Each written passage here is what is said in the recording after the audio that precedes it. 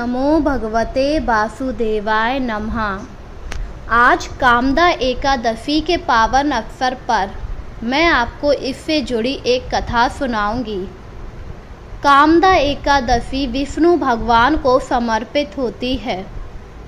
अगर आप इस दिन विष्णु भगवान का पूजन पूरे विधि विधान से करते हैं तो विष्णु भगवान आपकी सभी मनोकामनाओं को पूरा कर देते हैं और अंत में आप मोक्ष को प्राप्त होते हैं।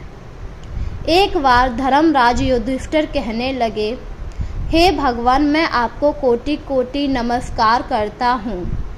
अब कृपया करके चैत्र शुक्ल एकादशी का महत्व कहिए।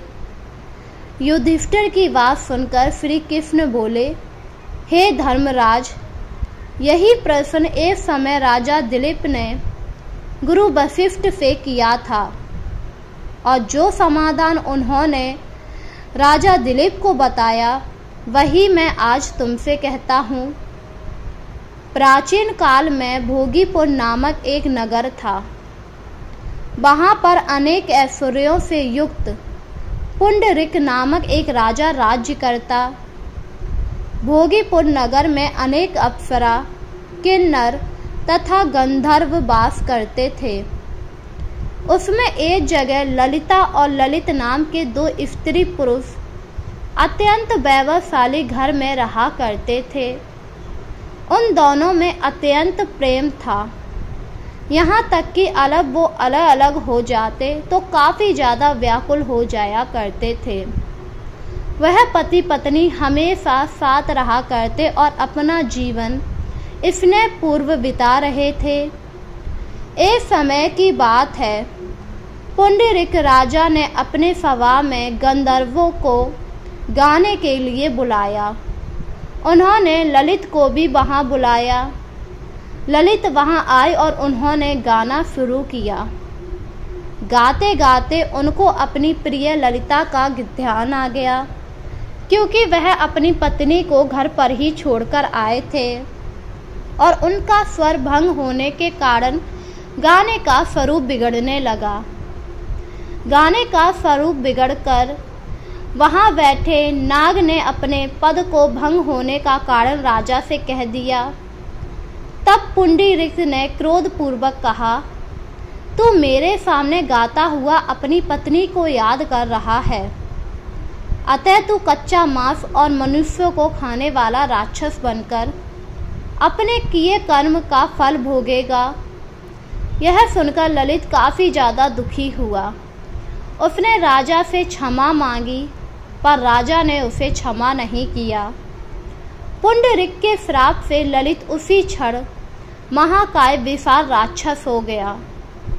उसका मुख अत्यंत भयंकर, नेत्र सूर्य चंद्रमा की तरह प्रदीप तथा मुख से अग्नि निकलने लगी। उसकी नाक पर्वत की कदार के समान विशाल हो गई और गर्दन पर्वत के समान लगने लगी। सिर के बाल पर्वतों पर खड़े वृक्षों के समान लगने लगे और भुजाएं अत्यंत लंबी हो गईं। कुल मिलाकर उसका शरीर 8 योजन के विस्तार में फैल गया, जिसे देखकर सभी लोग काफी ज्यादा भयभीत हो गए। इस प्रकार राक्षस होकर वह अनेक प्रकार के दुखों को भोगने लगा। जब उसकी प्रियतमा ललिता को यह सब पता लगा तो वह अत्यंत दुखी हुई।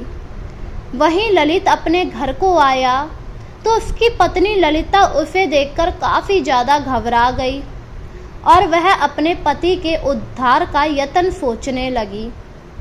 वहीं ललित अब अपनी पत्नी के साथ नहीं रह सकता था, क्योंकि उसका शरीर राक्षस का हो चुका था, जिस वजह से वह राक्षस अनेक प्रकार के घोर दुख सहता हुआ घने बंगनों में रहने लगा। उसकी स्त्री उसके पीछे पीछे जाती और विलाप करती रहती।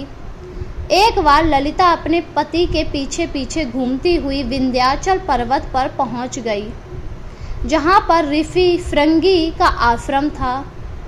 ललिता शीघ्र ही श्रृंगी ऋषि के आश्रम में गई। वहां जाकर विनती भाव से प्रार्थना करने लगी। उसे देखकर श्रृंगी ऋषि बोले, हे सुवेग, तुम कौन हो और यहाँ किस लिए आई हो? इस पर ललिता ने रोते हुए कहा, हे मुने, मेरा नाम ललिता है। मेरा पति राक्षस पुंडरीक के श्राप से विशालकाय राक्षस हो गया। इसका मुझको महान दुख है। उनके उद्धार का कोई उपाय बताइए, क्योंकि मैं अपने पति से दूर होकर रह नहीं सकती। अगर मेरे पति राक्षस बने रहेंगे तो मैं उनके पीछे पीछे इसी घूमते घूमते अपने प्राण त्याग दूंगी। तब ऋषि भृंगी बोले, हे गंधर्व कन्या, अब चैत्र शुक्ल एकादशी आने वाली है, जिसका नाम कामदा एकादशी है। इसका व्रत करने से मनुष्य के सब कार्य सिद्ध होते हैं। यदि तू कामदा एकादशी का व्रत उसके पुण्य का फल अपने पति को दे दे तो वह शीघ्र ही राक्षस योनि से मुक्त हो जाएगा और राजा का श्राप भी अवश्य शांत हो जाएगा। मुनि के ऐसे वचन सुनकर ललिता ने चैत्र शुक्ल एकादशी आने पर उसका व्रत किया। द्वादशी को ब्राह्मणों के सामने अपने व्रत का फल अपने पति को देते हुए बोली, हे भगवान, हे प्रभु, मैंने जो ये व्रत किया है उसका फल मेरे पति देव को प्राप्त हो जाए, जिससे वह राक्षस योनि से मुक्त हो जाए। एकादशी का फल देते ही उसका पति राक्षस योनि से मुक्त होकर अपने पुराने स्वरूप में प्राप्त हुआ।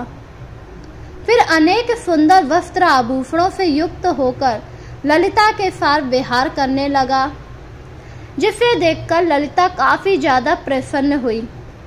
इसके बाद वह लोग हर चैत्र की कामदा एकादशी को व्रत किया करते थे, जिससे अंतिम समय में वह लोग विमान पर बैठकर स्वर्गलोक चले गए। वशिष्ठ मुनि कहने लगे, हे राजन, इस व्रत को विधि पूर्वक करने से समस्त पापों का नाश होता है तथा राक्षस आदि योनि भी छूट जाती है। संसार में इसके बराबर कोई दूसरा व्रत नहीं है। इसकी कथा पढ़ने या सुनने से वाजपेय यज्ञ का फल प्राप्त होता है। यह सुनकर युधिष्ठिर काफी ज्यादा खुश हुए और उन्होंने कहा, मैं तो यह कथा सुनकर धन्य हो गया माधव। मुझे आज पता लग गया है कामदा एकादशी कितनी पवित्र और महान फल देने वाली है। जिस पर श्री कृष्ण ने मुस्कुराते हुए कहा, कामदा एकादशी का व्रत बहुत ही खास माना जाता है। ऐसी मान्यता है कि इस व्रत करने से व्रती के सारे पाप धुल जाते हैं, साथ ही उसकी सभी इच्छाएं पूरी होती हैं और जीवन में सुख समृद्धि आती है। इस दिन मेरी अर्थात विष्णु भगवान की विधि विधान से पूजा की जाती है। कई लोग तो श्री हरि को खुश रखने के लिए कई सारे उपाय भी करते हैं। इस दिन भगवान विष्णु के मंत्रों का जाप करने का खास महत्व बताया गया है। कामदा एकादशी पर दान पुण्य का महत्व भी शास्त्रों में बहुत खास बताया गया है। इस दिन अगर कोई व्यक्ति सच्चे दिल से कुछ चीजें दान करता है तो भगवान विष्णु उसकी समस्त इच्छाओं को पूरा कर देते हैं और ऐसा माना जाता है कि इस दिन दान करने से विष्णु भगवान बहुत जल्दी प्रसन्न होकर अपने भक्तों को मनचाहा फल प्रदान करते हैं। अब हम आपको बताते हैं कामदा एकादशी की पूजा आपको किस प्रकार करनी चाहिए। कामदा एकादशी पर भगवान विष्णु की पूजा की जाती है। इस दिन व्रतधारी को सुबह उठकर स्नान करना चाहिए और पूरे घर को पवित्र कर लेना चाहिए। फिर लकड़ी की चौकी पर पीला कपड़ा बिछाकर विष्णु भगवान की प्रतिमा स्थापित करनी चाहिए। फिर उन्हें फूल, फल, पंचामृत अर्पित करें। घी का दीप जलाकर व्रत का संकल्प लें और कथा पढ़ें। व्रत के बाद ब्राह्मणों या गरीब को भोजन कराएं और अगले दिन द्वादशी तिथि में व्रत खोलें। इस प्रकार अगर कोई भी भक्त व्रत रखता है तो उसकी सभी मनोकामनाएं पूरी हो जाती हैं।